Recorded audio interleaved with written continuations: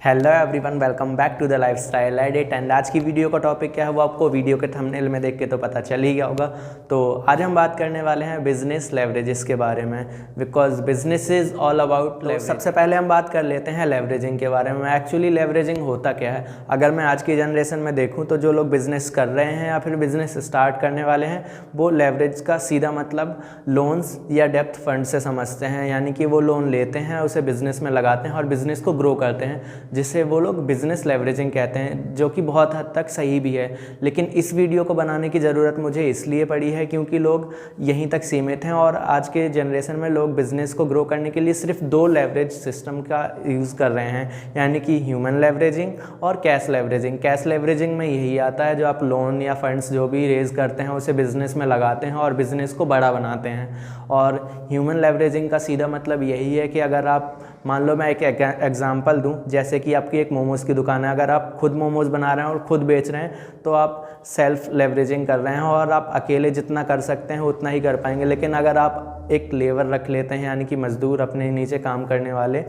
तो वो आपका एक ह्यूमन लेवरेजिंग होगा। यानी कि आप किसी और से मोमोज़ बनवाएं, वो सेल करेगा और आपको पैसे कमा के देगा और आप फ्री हो जाएंगे और आप अपने टाइम को कहीं और इन्वेस्ट कर सकते हैं। तो ये हो गया ह्यूमन लेवरेज का एक एग्जांपल। तो जैसा कि मैंने आपको बताया कि इस वीडियो को बनाने की ज़रूरत मुझे इसलिए पड़ी है क्योंकि लोग सिर्फ दो लेवरेज सिस्टम पर ही आधारित अपना बिजनेस ग्रो कर रहे हैं। लेकिन उनको ये जानने की ज़रूरत है कि इस जनरेशन में और बाकी सारे लेवरेजिंग सिस्टम कितने ज़्यादा इम्पॉर्टेंट हैं। बिकॉज आजकल देखा जाए तो बहुत सारे लेवरेजिंग सिस्टम हैं, लेकिन मैंने उन सबको 4 लेवरेज सिस्टम में कंबाइन कर लिया है क्योंकि बहुत सारी अलग अलग चीज़ें एक ही में इंक्लूड होके वो एक मेन बन जाता है। जैसे कि अगर मैंने आपको 2 एग्जांपल समझा दिए हैं, जैसे ह्यूमन लेवरेजिंग सिस्टम और उसके बाद आता है आपका ये कैश लेवरेजिंग, और उसके बाद सबसे इम्पॉर्टेंट होता है ऑटोमेशन लेवरेजिंग।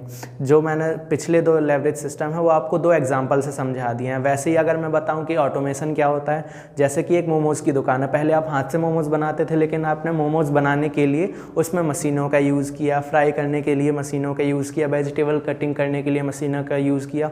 तो बहुत सारे काम आप बहुत कम टाइम में कर पा रहे हैं मशीनों के द्वारा, जो कि एक ऑटोमेशन हो गया है। तो इसे ऑटोमेशन लेवरेजिंग कहते हैं, जिससे कि आप बिज़नेस को बहुत जल्दी एक्सपेंड कर सकते हैं।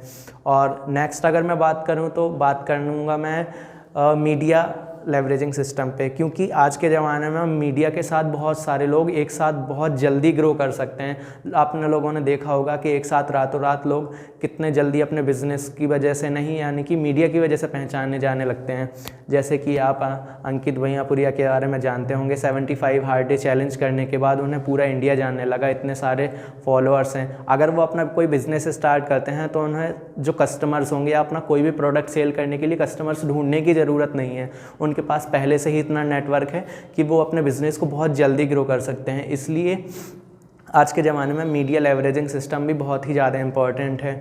यानी कि आपको क्या करना है, आपका जब भी बिज़नेस हो उसे आप मीडिया पर लाइए, दूसरों को बताइए कि आपका बिज़नेस क्या कर रहा है, आपकी प्रॉब्लम्स को कैसे सॉल्व कर रहा है, ताकि आपको नए नए कस्टमर्स मीडिया के द्वारा भी मिल सकें और आपका बिज़नेस ग्रो कर सके।